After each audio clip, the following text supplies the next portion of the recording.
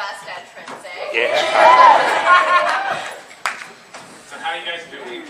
You enjoying your weekend? Yeah, I mean, that was a real challenge just now, but we made it happen. Dream team back together. What was the challenge? Getting in the seats. Oh, yeah. We won! It's facing this way so I know that that's where I'm supposed to be. Okay. So, as a collective answer, yes. Yes. So, American Mary, you guys obviously twins, Dead Hooker in the Trunk, fantastic film by the way. Oh, thank you. Everyone who saw it. She saw it before she agreed to do American Mary. And I still did it. I know, I was going to give that as a low-key gift after we wrapped it. Like, anyways, I also made another movie. And she'd been like, what the fuck? Yeah. Sorry, children. Oh. Are there children? Yes. I'll watch my mouth. But that Probably won't. film, Tristan, kind of made you want to reach out and connect with these two, yeah? Yeah, that's how I met these two, was they had the screening of Dead Hooker at the Rio Theater in Vancouver, and I went and saw it, and I threw up in the theater watching, in that moment when Jen's eyeball pops out, like, and I was like, these people are worth knowing. Yeah. It's true, they are. So, the film, I mean, it seems like you wrote that role specifically for Katharine. Did you guys, was it? Yes. How many of y'all have seen a movie called Ginger Snaps? Yay! That's pretty dope, eh? Everyone else, leave the room.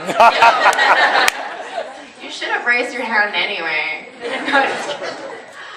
We were very weird in high school, and one of the things we were called when they were making fun of us was the Fitzgerald Sisters, and that was before I had seen Ginger Snaps.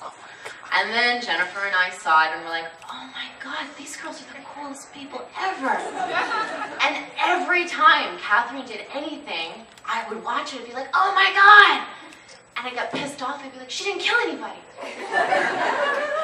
She didn't do this, she didn't do that. So when we were doing American Mary, I was like, you know, it'd be so cool.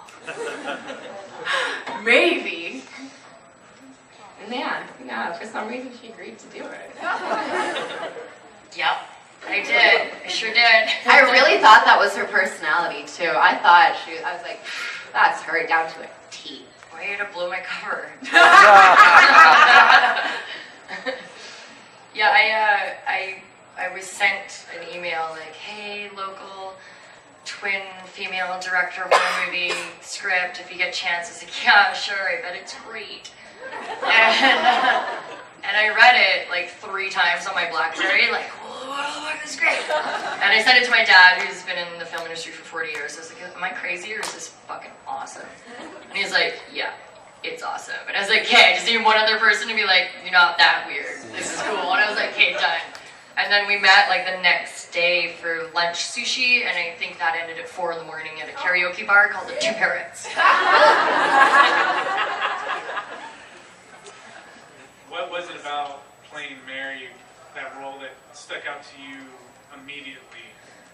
I mean, it's not all the time that a female character comes across your desk that you don't have to go like, okay, I could do this if I change everything about her and make her 1,000 times better in my own way, as long as they let me do my thing.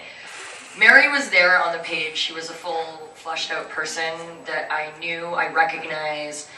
I saw myself and many other friends of mine reflected in her. And I didn't have to actually do anything except to have Miss Risk teach me how to strip, which was like, tiger, tiger, Little Mermaid. She was really good. we found some hidden vodka in the bar that we were shooting at. That helped a little bit. But yeah, that character was so fleshed out and so real and such a quality character, not a quality person necessarily. She really had no redeeming qualities, but a lot of the time, you know, female characters fall into the tropes of this, that, and the other, and like Ginger says, like, you can either be the bitch, the tease, or the slut next door, or whatever, and she was a whole, full person who you still liked, hopefully, even though she really had no redeeming qualities, and wasn't a smiley, pleasant person, which is sort of how I feel on the inside all the time. So yeah, I mean that's what blew me away about her. And then I met these guys, and I was like, well, I guess I'll still do it.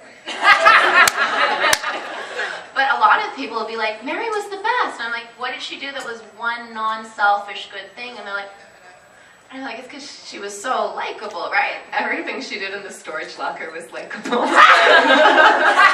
Yeah, 100%.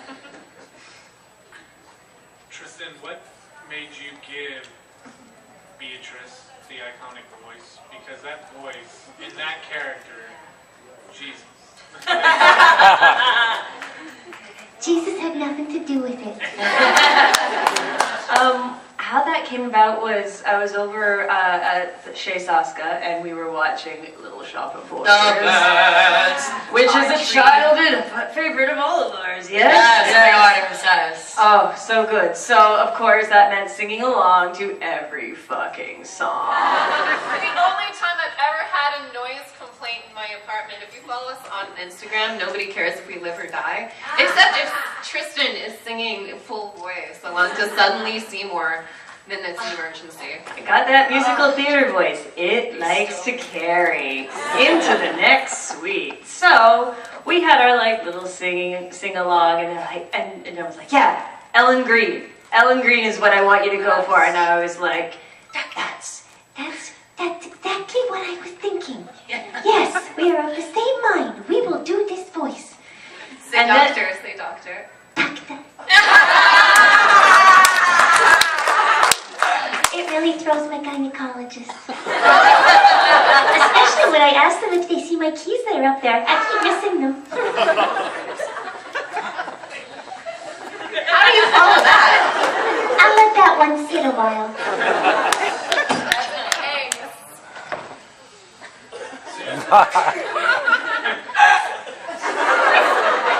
Every time she laughs at that, like 9 kittens die. She's a beautiful person with a series of increasingly terrible laughs. That was stage 1. Oh It yeah. goes to stage 45. This is the silent one before it goes.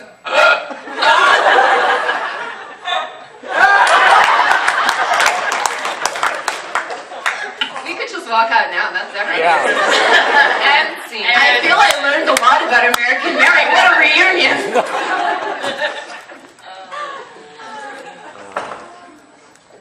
I was never in a high school reunion, so I assume this is what most reunions are like, right? Yes, just like this. I want to come back to mine and pretend I created Post-it notes with Jen, and they're like, "You want to talk about the movies?" No, we created Post-its. It's the best. Oh my goodness. So, this is for Katharine Isabelle. Katie. Katie. Yeah. I apologize. No worries. Now, you've done a series of horror films, correct? I believe so. Yeah. Now, as far as the gore in American Mary versus all of your other films, do you ever get squeamish when you're working with it? No, oh God, no. No? No, I didn't think American Mary was particularly gory at all. I did perform a clitorectomy and a nippleectomy. Yes. Okay. In Went to doctor's my actual dog's vet's office, and I somehow managed to get so awkward and tell him that again every single time I take my dogs in. And he very strongly told me that he'll never rent his vet office out again to another film production. I said, "Oh, that was that movie." Mm-hmm. I'm like, "Give me my dog back." So no, the gore to me isn't a thing. My mother showed up to surprise me on my 18th birthday doing ginger snaps, and I was literally standing on a tarp being dumped with blood, and she threw up and almost passed out and had to be taken away. She was like, "Surprise!" She was gonna be a doctor, but she faints at the sight of blood. So that was the end. That was the end of that. But no, the gore to me is it's all. My problem is when you're covered in blood and it starts to dry. Yeah. It constricts, it gets very sticky, and I start being like, fucking panic attack any second! But if it's not on me, I'm happier. So when I bludgeoned my best friend Sean Amsing to death, the security guard from the storage locker scene, and the scene after we'd already shot, where I show up at the strip club and I'm all dry and pretty, and I'm like, okay, so I kill a guy in this, but I show up after and I'm all dry and pretty, so like just a little spritz of blood, just one little spritz, and Jason's like, oh yeah, for sure, just a spritz. And then he emptied like a 40-liter can of blood. He's like, pump it away. He's like, yeah, just a spritz. But thank God he can't tell him math, because that image on the poster is dope. That is like...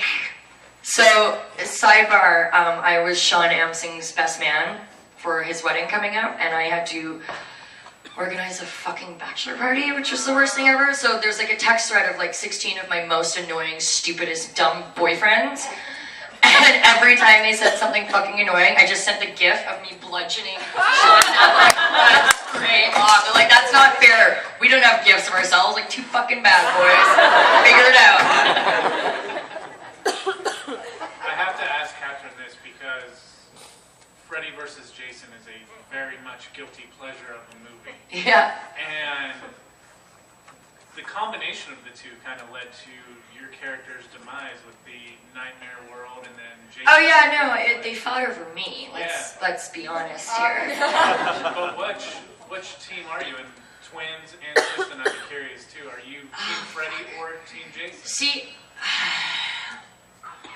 I think I'm Team Freddy. When I walked into my trailer the morning of the day that he was going to chase me around the abandoned mental institution boiler room, there was this giant bouquet of flowers in my room. Like, it scared me when I walked in. I was like, oh fuck! And there's an 8x10 black and white headshot of Freddy all dolled up, and it goes, for Katie, my favorite victim, love and death, Freddy, and I just swooned. So I'm Team Freddy. No offense, JJ. Well, Jennifer and I are doing... Another Josh, everyone. Thank you, love. Thank you. Oh, thank you. Blackmail. It's called blackmail. Hey guys, Thank you, for boys. coming out.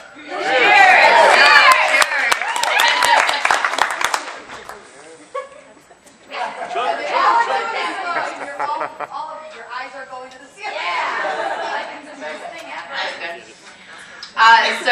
Jennifer and I are doing this Western movie called Crimson Creek Massacre, where we're not behind the camera, we're actually in front of the camera, and we're working with Ken Kersinger, who's Jason! And him and us have a little bit of a murdery, weird kind of relationship right now. We play the Good Time Twins. Of course you do. We play whores in the Old West. They're a little bloodthirsty. Of course you do. So I have to.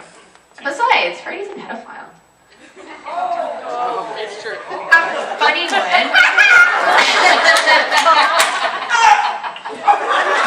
Dead kittens everywhere. It's true. Who likes kids? Anyways, no, please bring your children to me. I'm like Angelica Houston in Witches. Yeah. Oh, of children. Favorite. I would say Ken Kersinger also, and I'll give you an enjoyable story. As an actor, usually you do something respectful, like say hello to someone when you're about to work with them. I was just sitting by myself reading, what was I reading? No, not an important detail to the thing. So we get around the whole story. It did. Anyways, we're all whored up in the Old West. We're the best old whores in the Old West. We're into domination. We're a little ahead of our time. And there's a scene where there's not a lot of direction. They're like, you just come over all sexy to Ken, and then you drag him up into the room. And I was like, oh, okay, what's going to happen? He's like, well, I want him to slap you on the ass, but he might not do it. And I was like, it's fine, my ass has been slapped before. So we go over to him, and never met him before, and I like sit in his lap, and I have this move where I bring my hand to see if it's left or right, and I'm like giving him a little squeeze. And then afterwards, I'm like such a whore, and I drag him upstairs, and then I'm like, it's so nice to meet you, Ken. My name's actually Jennifer. I'm a big fan of your work. So I'm Jason, because, you know, and then before he set me on fire, he chokes me. And let's just say we had a good time. Oh my god, and thanks for filming this, Ken. I hope you're blushing.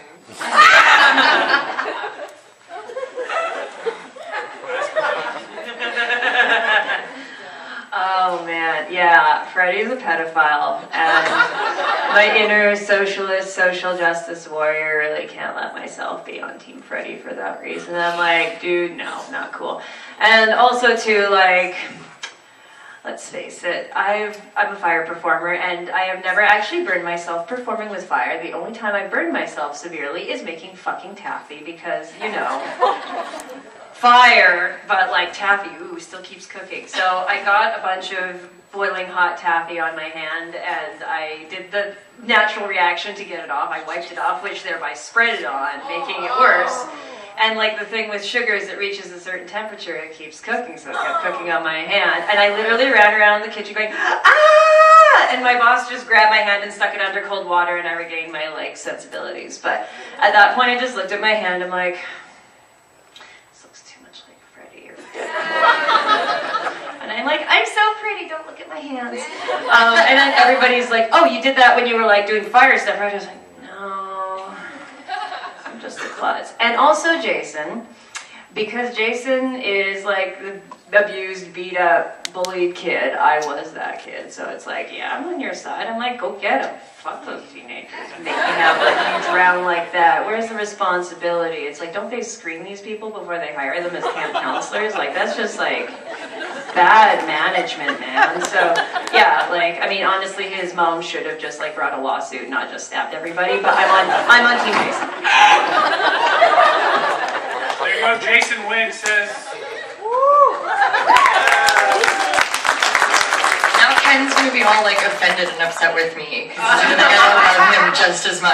Thanks, guys. The one thing that you guys did too, in my opinion, was kind of resurrect WWE films with See No Evil 2. Yes! The yes chant is still strong. Daniel Bryan is gaining strength somewhere in Seattle. He's gonna need it. He's a new father. It's gonna be a lot of work. Thank you. Well, yeah, I mean, and I'm pretty partial. I'm a huge wrestling fan, so I root for WWE films, but they made some crappy movies up until season 2. No comments. And But they were looking for something fresh, and they settled on us.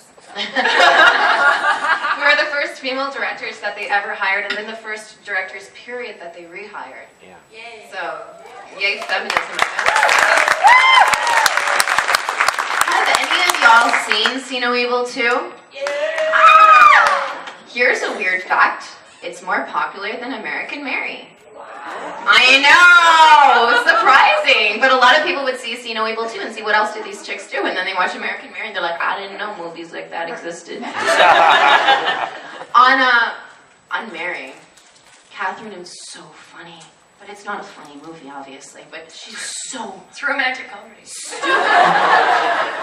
For some people. And I was like, you're either accidentally hilarious or comedic genius. And then I got to know her and I was like, oh my god. She's just an idiot. I was like, people don't know. People don't know because she's so funny and it's never the hot girl that's funny. I was like, I want you to play something that's so crazy. And with such a conservative company, the scene that is my favorite thing in the world, bless your soul for doing that scene. You're so fantastic and it's so funny. And Glenn was... You owe me your fucking soul. And also, if you look at the screen, Glenn's smiling on the slab. Every take he was smiling, he couldn't stop. That's so bad for him. When I went around before, it was like, does everybody feel comfortable? And and then Glenn, I had to go to Glenn. And no one asked me that, obviously. No. Why would anyone ask No, you never. that? No, I never get asked that. I heard your complaints all the way through up until the point. And then Glenn goes, no, I feel uncomfortable. I was like, oh, he's throwing a little joke in there. And he's like, well, I have 2 daughters that age. It's kind of gross. Only person to ever say Katharine Isabelle writing them would be kind of gross. He's such a sweet man. He's gonna be a mayor now. Do you think?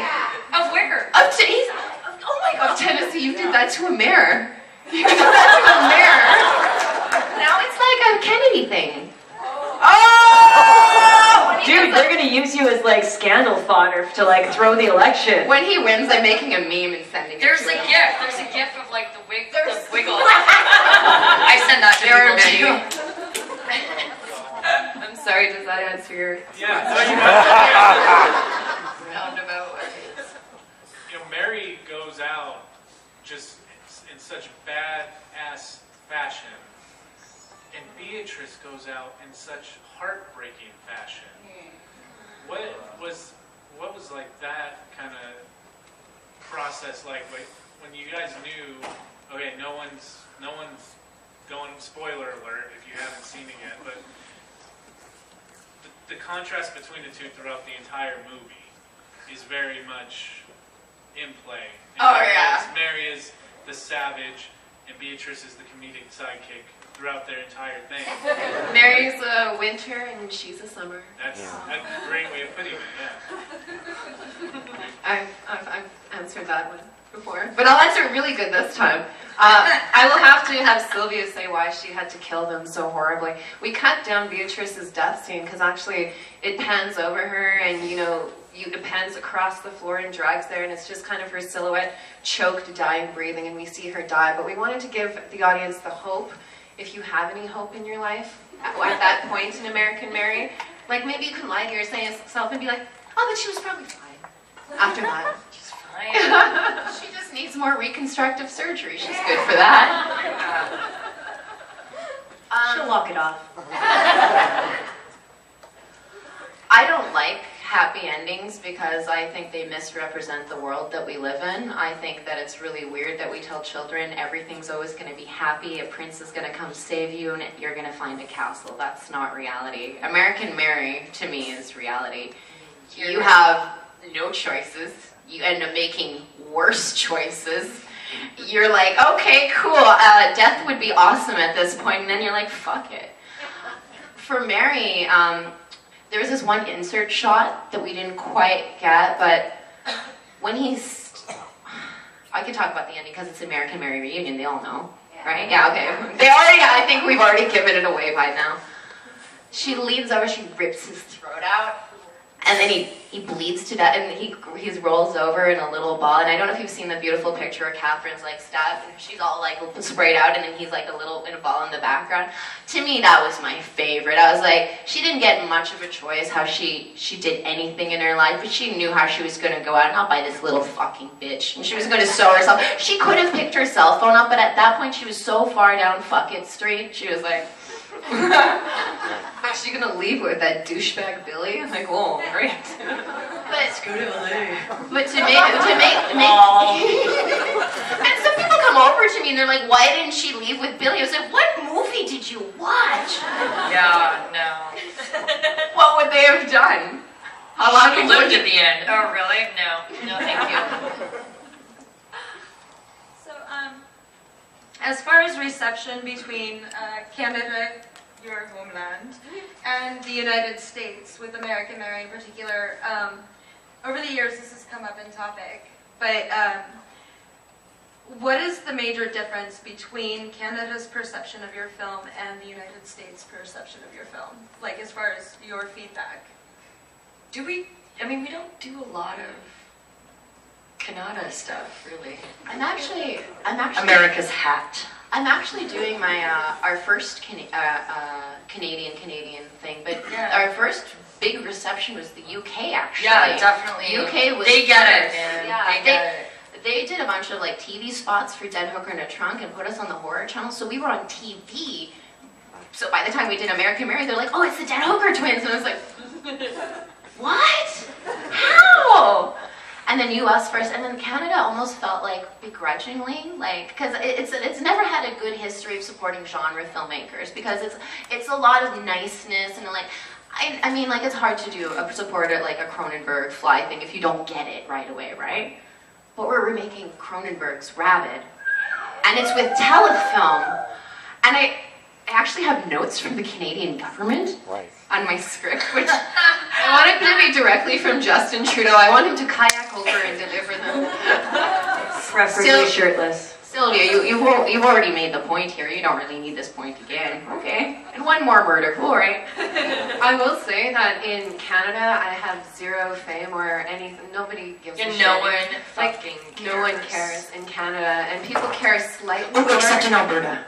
What? Oh yeah, I'm so fucking famous in Alberta, it's not even funny. I can't walk down the street. Like small towns in the region. We're going to Alberta, guys. Yeah, seriously. Let's all go to Alberta. Province by province, Isabelle, you'll get them all. Yeah, seriously, one by one. I would say our biggest, like in the UK, I try to explain to my parents, you gotta come to the UK, like they camp out outside the hotel. Even though I was like, who are you people and who are you here for? And they're like, you. And I'm like, why? And I'm so Canadian, I'm like, please let me know if you're down here, it's cold. Do you need a blanket? Oh gosh, I hope you didn't wait for me. And in Australia, and actually I think in Germany, I think Germany is like our untapped kingdom, because I have, like the stuff I do in films, I have Germans are like, if only you could kill me in your films. And like, I'm not really looking for an actor who's like, no, I want for you to kill me in your films. That's not even like, that's my father's accent, that's not German at all. There he is. Again, I really hope that answered your question. So Canada doesn't care. America kind of cares, but out in the But the UK really cares. I heard we're really famous in Japan. Fuck. I went to am dying to be famous in Japan. One day someone's gonna verify or deny and be like, "Oh, girl, no." Yeah, but the movie became Dr. Black X or something. American Dr. X. American Dr. X, because Dr. X is like a TV series, but you were like the hot girl version of it. And did you ever see the poster? It was yellow, and they gave her fishnets. Yeah, it's really yeah. I needed to get sluttier. My outfit was too consistent.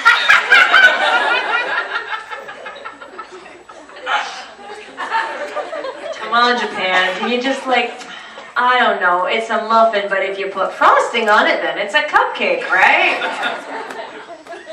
Well, I know you guys are super excited to talk to these guys, so let's open it up to some Q&A. Please. Does anyone have a question for anybody on the American Mary panel? Yeah, right in the back there. For Tristan, I'm curious, how long did the makeup take to put on? And then how long were you on set in the makeup? And then how long did it take off? Because the makeup took 3 hours to put on, 2 Masters Effects artists working at the same time in tandem, like clever little velociraptors that they are. And then I'd go and work with everyone and do my scenes throughout the day, and then it was an hour out of it with both of them getting me out of it as well. But because I had to get there so early to get the makeup on, and then I didn't actually go to set until the makeup was on and the wig was on and the contacts were in, people who were living in Vancouver were like, hey, like, I heard Tristan's going to be on set. When does she actually come to set? And they're like, well, she's been here a lot. And everyone's like, when? They're like, that chick with the Betty Boop thing going on and the sass mouth. That, you don't recognize the butt tattoos? Okay. Yeah, so I mean, it was a long day, but I mean, I felt really bad for the makeup artists because it's like, as early as I had to be there, they actually had to be there longer than me because they had to set everything up and then clean it after me. So it's just like, it's basically an 18-hour day for you plus an hour on either end for them. Yeah, we just live on set. It's fine. It's just like, this is where we live now. Cool. Thank you. Right. Was there anything from the American Mary set that you took home, like after filming that? I have my scissor necklace. I wanted my green dress and she wouldn't give it to me, that's fine. I also wanted my slutty shoes, she gave me those, that's fine. No, I think the only thing I have is my little scissors necklace that I definitely have the black jacket, but I have white fucking shedding dogs. Oh. And so it's that exact fabric that like even just sitting in the closet, all the dog hair just goes like. So I would need like $300 worth of lint rollers to make it wearable to go outside. But it just sits in my closet. That's what it does. I pet it every once in a while. There you are, girl. There you are. Could you imagine Mary owning dogs? Oh. How long did your dogs? Oh, I'm sorry. I have 2 green dresses. I have the red scrubs. I have the dress she died in. I have the lampshades. I have her purse. I have the X-ray lampshades. Yeah. I specifically asked for one of those. I have all of them. I have the medical tools. I had to stop bringing them with me because She had security. the doctor bag. The doctor bag. Which weighed by itself without anything in it like 25 pounds. I was like, you gotta stop hauling this fucking thing around the world. I thought I was like guerrilla marketing, because when we started, Jen and I would be hired as identical twins by different corporations, so they'd be like, live the brand, you're sexy twins. I'd be like, haha, okay. And so we would like, for a premiere, we showed up in medical bandaging because I was like, I'm selling the brand. I think some people thought we were like, what is going on? It's so much. It was a lot of confusion all over the world. I think in 10 years, people will look back and be like, oh, I get what that was intentional. Lady Gaga, bro, be loud when you get here. And then be like, actually, I'm normal too. I've got some meat dresses. I don't know anything. Sylvia has it all. Yeah. You can at least visit the stuff because it's like, hey, I just want to see the thing. I have Paula's nipple, actually. I do have Paula's nipple. And I have my prosthetics when during the Berlin surgery scene. I'm the one who gets the surgery, and Sylvia's the one who got to make out with the stripper. Yeah. I'm lonely. Too real. Yeah. I have in my house 2 of Beatrice's faces framed for me from my wonderful directors. Yes. One is one of her normal faces, and one is the face she died in. So I'm like, no, see that? Dead. D-E-A-D. Say it along with me. Dead. I also have a lot of Beatrice's clothing because, like, at least 95% of Beatrice's wardrobe is my shit out the closet. Like, Jane, the wardrobe and costume designer, she's just like, oh, just bring some stuff down and we'll have a look and we'll see what there is. And I was like, okay. So I like haul all my burlesque shit down there and I was like, all right, let's do this. And she's like, oh, you have a lot of things. And I'm like, yes, I have all of the impractical clothes and like no sensible knickers or anything. So yeah, so we went through all the stuff, and like the red leather jacket was like my aunt's from like the 70s, and like the red glitter bra and the corset, that's all shit I wear on stage anyway. So I was just like, yeah, I can basically cosplay Beatrice, but I think that's being kind of fucking lazy on my part. But I'm also that person who would cosplay myself because I'm like, at least I know I can do this one right. One thing about American Mary is we didn't have enough money to make a movie like that. No. Everybody who came on either did something for free, bought stuff from home. We even stole a day. We didn't return all of our equipment because it was a 15-day shoot, and then we made a 16-day for all our pickups, and we had everybody come in for free and just shot everything, and then we. But they wanted to, and that hardly ever happens. And these girls are so charismatic and so enthusiastic and inspire such passion in everyone else that the whole crew was like, yeah, fuck it, we're starving to death, we don't care, we'll do a whole day. You need 3 days, we'll do 6 days, I don't give a shit. And that was all due to them being wonderful. Oh, they were so nice. I was so green back then. Jesus, that was 5-6 years ago? I was pro, though. I was pro. I kept it going. I'm not Damon, that Ben Affleck shit.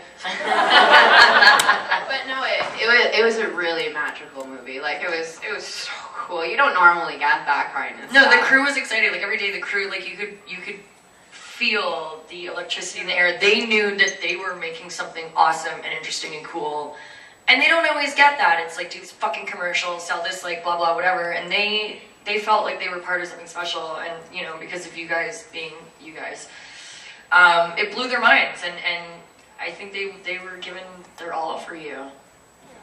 And me, because I yelled at them and made them cry. Let me tell you a crying story. Do you guys know what ADR is? I don't know what the additional digital recording. Oh God! I asked a sound guy and he didn't know. Jesus Christ! I won't say what show that was on.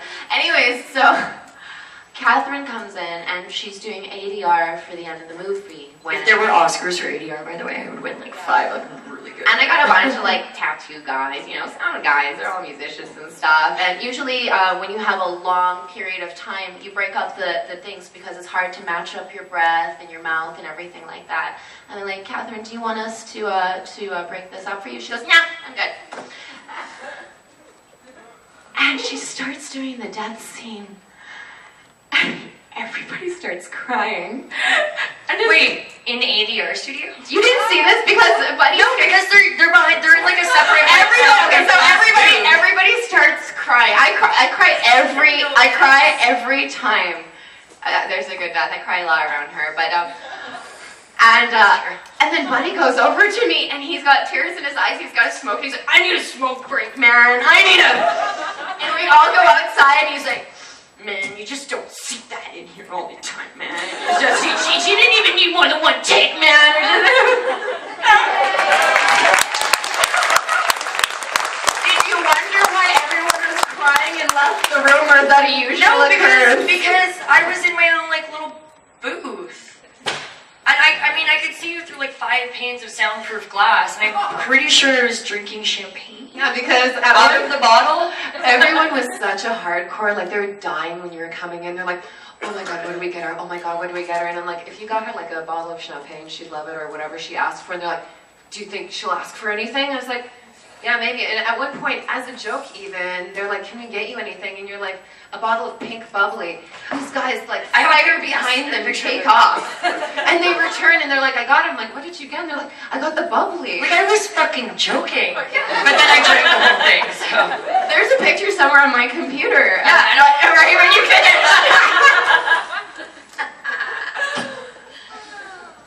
I don't think I've ever made anyone cry with ADR before. Thank you for sharing that 5 fucking years later. Every reunion, maybe I'll have a new story then. That happened? I just keep forgetting shit anyway, so everything's new to me. Right there, yeah. Okay. I understood that y'all had like a $2,300 budget for it, and then was informed that your mom and dad remortgaged their house. Is that true? To make American Mary, yes, my family did remortgage the house because when you're in Hollywood, if you can pitch a movie that's like, it's like Saw meets Nightmare at Elm Street, that's great. Because it's one thing that made money meets another thing that made money, and they'll make like love baby money babies. But if you make something like American Mary, and I was pitching it, it's like Clockwork Orange, like, oh cool, it's like Clockwork Orange. I'm like, no. Like when Clockwork Orange came in and no one knew what it was, and people were like, what the fuck is this? And no one got it. And then years later, people were like, oh, it was so ahead of its time. They're like, nobody wants to be making that movie. No one wants to do that.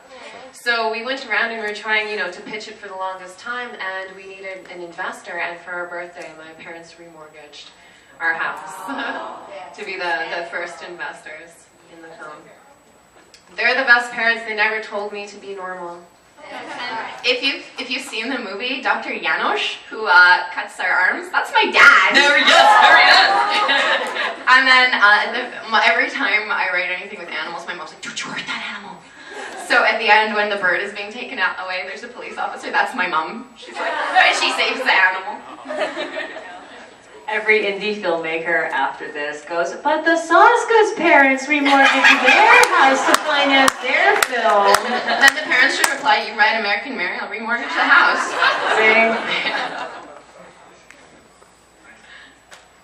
Love the movie, obviously. Thanks so much for all you being here. I really do feel it's one of the best horror films of the new millennium. And Thank you. I also feel it's very European. I think that's pretty obvious.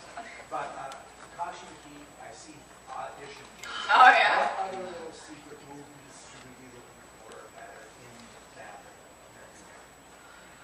Definitely American Psycho. Even the title is like an homage to American Mary. I mean, she was a huge inspiration to us. And before we saw her direct anything, we saw her speaking about American Psycho. And it was when in Toronto they're petitioning against it, saying it's sexist. And If you've seen American Psycho, the guys look like the biggest douchewads in the world. And the girls are like the only slightly sensible ones. I mean, yeah, sure, they're hookers that are being murdered, but they got their shit together, you know? And so American Mary, it was supposed to be like American Psycho, and Mary, we wanted a strong female name, and you know, Mary, Mother of God as well. Dead Ringers, obviously, that was the Scrubs scene as well. Ghostbusters, but you have to go to the credits. Janos was the villain in number 2, and that's like an in-family joke, so that's why my dad was Dr. Janos. And this is really hilarious. I had a doctor named Grant that I never even gave a shit about, like as a pediatrician, whatever. He was not an important person in my life. You know where the story is going. Dr. Alan Grant in my movie is named after Sam Neill, because I think he was one of the great horror guys, but I loved him in Jurassic Park, so that was a little thing to myself. And I think my doctor thinks that I think he molested me. Because we have the same name, and what happens to Dr. Grant, right? Oopsies. So if you become an artist, be really careful with your character names. And then, No, he's not my doctor, he retired. You took him out of the I ruined his career. I'm done. When the twins also say, do you feel connected to anyone? Mary, that was, which film was it? Suicide Squad. Circle. No, not Suicide Squad. It's a great film. Margot Robbie says it. Love film. You feel connected to anyone, Mr. J? And then I'm also really bad at names, so do you remember Billy Walsh, the character from Entourage? Dr. Grant. Billy. Oh no, Billy. Oh, and Billy, Dr. Walsh. He's called Billy Barker because Hellraiser was a huge inspiration. And right before we made the movie, I met Clive Barker, and I had a one sheet with me, and it was of a Ruby post-surgery, and I was so excited. And I swear the guy is magic. He looks at me and he's like, I've got this image in my head. It's this blonde woman with huge large breasts, but she has no nipples. And I'm like, oh, did you already see it? He's like, no, and I took it out in front of him.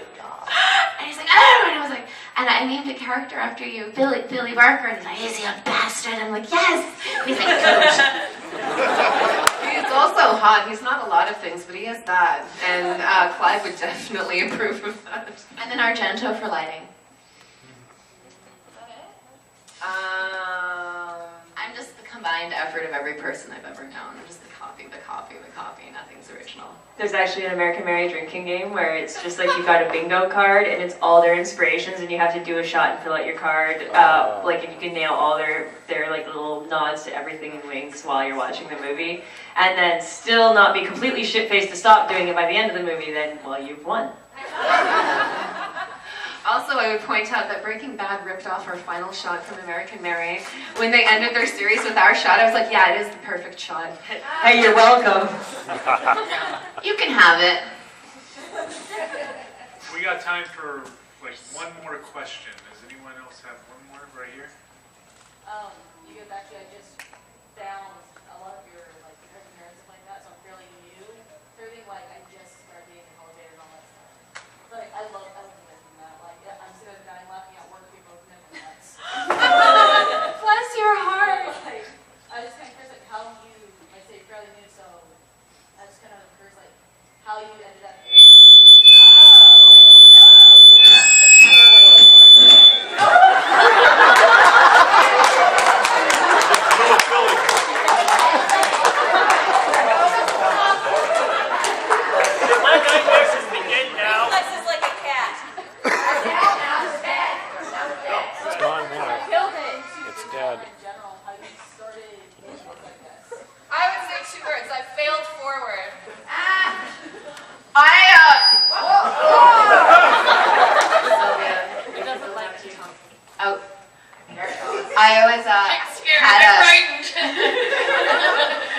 I always had a fascination with fear. One of my earliest memories is I remember it was really cool if I could find a big spider in my house. And I remember being a tiny, tiny little girl, and it was a family barbecue, and I found a big spider, and I brought it, I remember, because I could see it from POV, and I held it up, and everyone ran screaming away from me. And I didn't understand because it was so little and insignificant, but now I had This a fact I had power.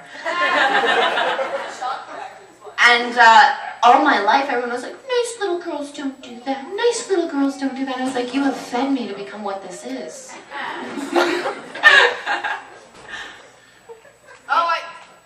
I failed forward. I said I was a failed actress so long they let me host Televator. And you know how a director gets a lot of work? By being a game show host. Why? After American Mary Nobody. And then game show host, it's like, please remake Rabbit. Like, based off, Your Nightmare Begins Now. What the fuck ever can know? Oh, and you, how did you start? Oh shit, I was that weird kid that was like, you know, trying to hide in the crawl space and read scary stories to my peers, and so like my friend's mom would open up like the cellar door and there'd be like 8 or 9 7-year-olds all looking at her wild-eyed like, the spell has been broken. And she's just like, okay, back away slowly. But, you know, I always felt more sympathy for monsters than I did for people because I really don't like people that much. But I really like monsters. And most of the monsters you see are monsters or perceived as monsters because, like, people projected their own shit onto them. And I'm like, yeah, that's me too. So I'm more on Team Monsters. And I'm like, I just like to perpetuate more monsters because, you know, hopeful monster is one of my favorite biological terms. It's when a favorable mutation occurs, and it's to the benefit of the species. And I think that I am seeing more hopeful monsters now in this industry, and it pleases me. And you're in a kids movie. And I'm in a kids movie. Aliens ain't my homework. It's based on the novel by Bruce Coville, and it was one of my favorite authors as a child. Mostly for Jeremy Thatcher Dragonhatcher, because, you know, dragons. But I was like, aliens, dragons! But also aliens, I mean, aliens are good too, so I am excited to be Madame Pong from the Galactic Federation, which is pretty cool. So if you have a small child, please pick up this book and read it to them, or get them to read it. Tell them the books are fun, because movies are fun too, but like, if you want to be in movies, you have to read scripts, so yay, literacy. Katharine, how'd you start? Oh, I don't watch scary movies.